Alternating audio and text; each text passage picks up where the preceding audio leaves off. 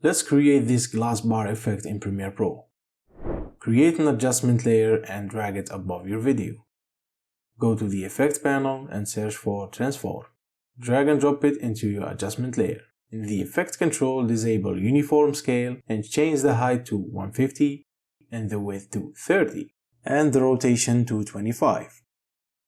Then in the Transform effect, set the scale to 130. Go to the beginning of the timeline, create a keyframe for position and drag the effect out of the frame. Move to the middle and change the position to bring the effect to the center. Move slightly further and add another keyframe.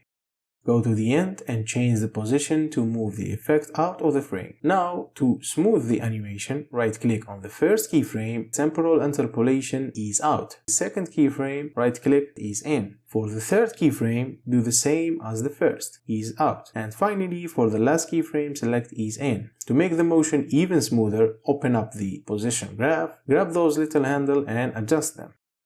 Extend them slightly to create a smooth curve. This step really helps the movement flow. Next, hold Alt and drag to duplicate your adjustment layer. Use your creativity to adjust the alignment.